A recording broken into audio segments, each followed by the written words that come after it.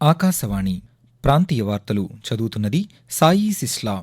ఈరోజు వార్తల్లోని ముఖ్యాంశాలు: రహదారులు నాగరికతకు చిహ్నమని అనకాపల్లి జిల్లా వెన్నెలపాలెంలో గుంతల రహిత ఆంధ్రప్రదేశ్ కార్యక్రమం ప్రారంభించిన ముఖ్యమంత్రి నారా చంద్రబాబు నాయుడు స్పష్టం చేశారు.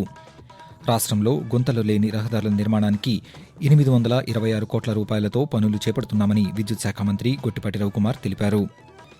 రాష్ట్ర ఐటీ మానవ వనరుల అభివృద్ధి శాఖ మంత్రి నారా లోకేష్ అమెరికా పర్యటన ముగిసింది. విజయవాడ, విశాఖపట్నం నగరాల్లో మెట్రో రైలు ప్రాజెక్టులను చేపట్టేందుకు 42,362 కోట్ల రూపాయలు సమకూర్చాలని కేంద్ర ప్రభుత్వానికి రాష్ట్ర ప్రభుత్వం ప్రతిపాదించింది. కార్తీక మాసం ప్రారంభం కావడంతో రాష్ట్రంలోని పంచారామ క్షేత్రాలతో పాటు శైవ క్షేత్రాల్లో భక్తుల రద్దీ పెరిగింది. వార్తల వివరాలు: రాష్ట్రం అభివృద్ధి చెందాలంటే రహదారులు బాగుండాలని ముఖ్యమంత్రి నారా చంద్రబాబు నాయుడు తెలిపారు. రహదారులు బాగుంటే పరిశ్రమలు వస్తాయని పేర్కొన్నారు. అనకాపల్లి జిల్లా వెన్నెలపాలెంలో ఈరోజు ఆయన గుంతల రహిత ఆంధ్రప్రదేశ్ కార్యక్రమాన్ని ప్రారంభించారు. ఈ సందర్భంగా ముఖ్యమంత్రి మాట్లాడుతూ సంక్రాంతిలోపు రాష్ట్రంలో రహదారులపై గుంతలు పూడ్చి ప్రజలకు సుఖవంతమైన ప్రయాణ అనుభూతి కలిగిస్తామని తెలిపారు. రహదారులు నాగరికతకు చిహ్నమని, అభివృద్ధి రాజకీయాన్ని కొనసాగిస్తామని చంద్రబాబు నాయుడు పేర్కొంటూ, వెన్నెలపాలెం గ్రామం గుంతల లేని రోడ్లకు ఇక్కడే ఫౌండేషన్ వేశాం. ఇంకా రాబోయే రోజుల్లో వెన్నెలపాలెం స్ఫూర్తిగా, పరవాడ జంక్షన్ స్ఫూర్తిగా ఈ రాష్ట్రంలో గుంతలు లేని రోడ్లు ఉండాలనేది మనందరి అభిమితం కావాలి. ఇది నాగరికతకు చిహ్నం.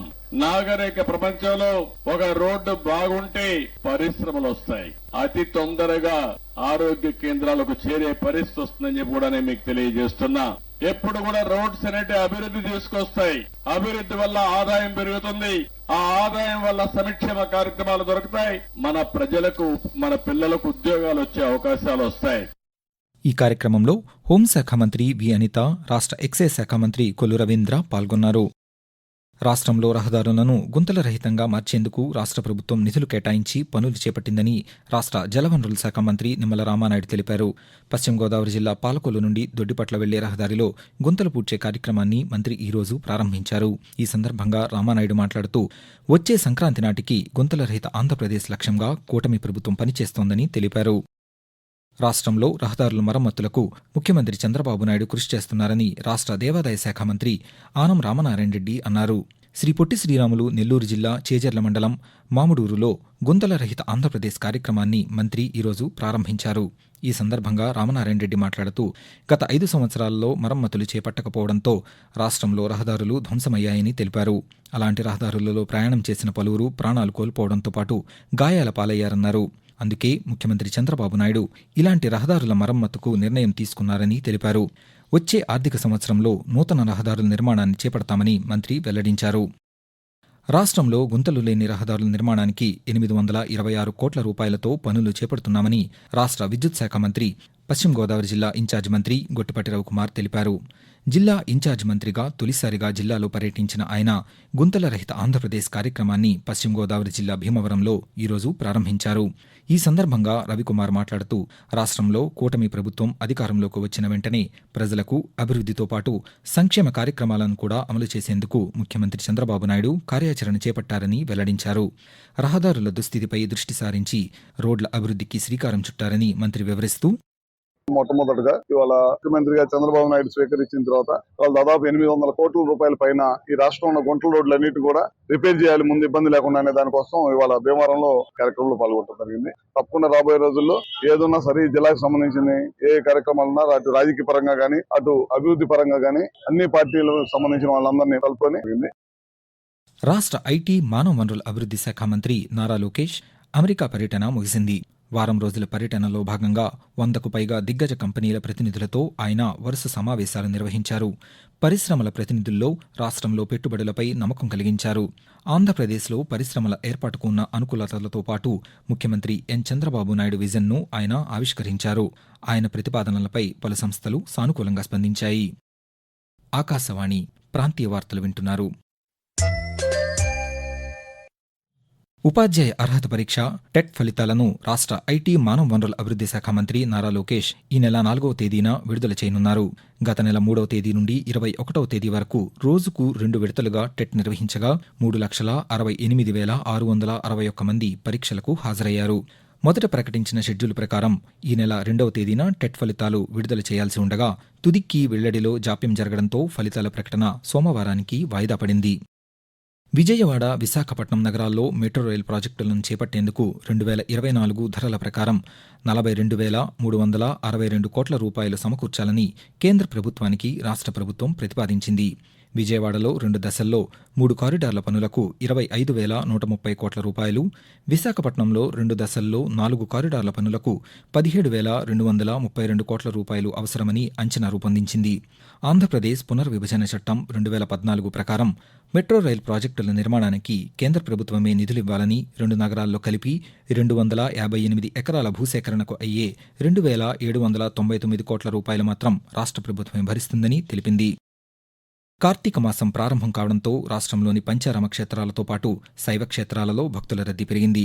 పల్నాడు జిల్లా అమరావతిలోని శ్రీ అమరేశ్వర స్వామి, పశ్చిమ గోదావరి జిల్లా గునుపూడిలో శ్రీ ఉమాసోమేశ్వర స్వామి, పాలకొల్లులోని క్షీరారామలింగేశ్వర స్వామి, కాకినాడ జిల్లా ద్రాక్షారామలోని శ్రీ భీమేశ్వర స్వామి, సామర్లకోటలోని చాళుక్య కుమార భీమేశ్వర స్వామి ఆలయాలతో పాటు తిరుపతి జిల్లా శ్రీకాళహస్తి ఆలయానికి భక్తులు పోటెత్తారు. నదీ తీరాల్లో పుణ్యస్నానాలు ఆచరించి దర్శనాలకు బారులు తీరారు. ప్రయాణికుల రద్దీ దృష్ట్యా రైల్వే అధికారులు ప్రత్యేక రైళ్లను అందుబాటులోకి తీసుకువచ్చారు. విశాఖపట్నం, విజయవాడ మధ్య 16 జన్ సాధారణ రైళ్లను నడుపుతున్నారు. నిన్నటి నుంచి ఈ రైళ్లు అందుబాటులోకి వచ్చాయి.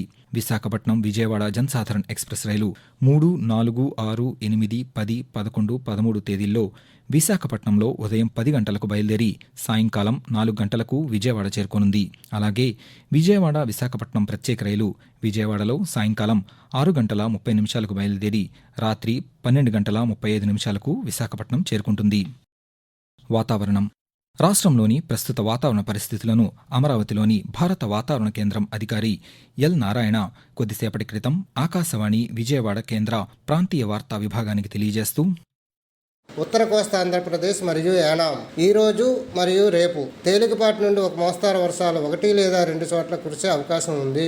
దక్షిణ కోస్తా ఆంధ్రప్రదేశ్ మరియు రాయలసీమ ఈ రోజు తేలికపాటి నుండి ఒక మోస్తారు వర్షాలు లేదా ఉరుములతో కూడిన జల్లులు 1 లేదా 2 చోట్ల కురిసే అవకాశం ఉంది. ఉరుములతో కూడిన మెరుపులు 1 లేదా 2 చోట్ల సంభవించే అవకాశం ఉంది. రేపు తేలికపాటి నుండి ఒక మోస్తారు వర్షాలు 1 లేదా 2 చోట్ల కురిసే అవకాశం ఉంది. తిరుమల తిరుపతి దేవస్థానం నూతన పాలక మండలిలో తిరుపతికి చెందిన భారతీయ జనతా పార్టీ నేత జి భానుప్రకాష్ రెడ్డికి స్థానం కల్పిస్తూ రాష్ట్ర ప్రభుత్వం నూతన జాబితా విడుదల చేసింది. తనకు మరోసారి టీటీడీ పాలక మండలిలో స్థానం కల్పించడంపై భానుప్రకాష్ రెడ్డి హర్షం వ్యక్తం చేశారు. సామాన్య భక్తులకు శ్రీవారి దర్శనం మరింత సులభంగా జరిగేలా కృషి చేస్తానని తెలిపారు.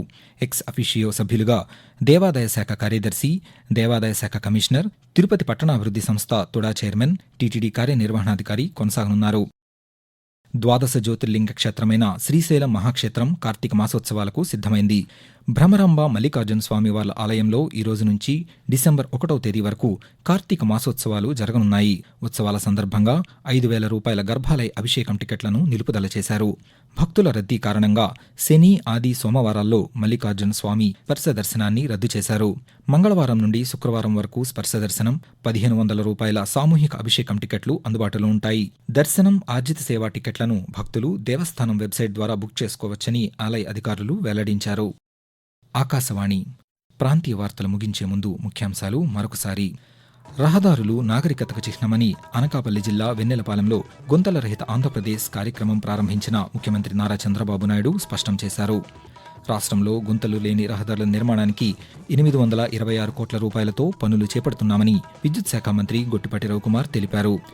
రాష్ట్ర ఐటీ, మానవ వనరుల అభివృద్ధి శాఖ మంత్రి నారా లోకేష్ అమెరికా పర్యటన ముగిసింది.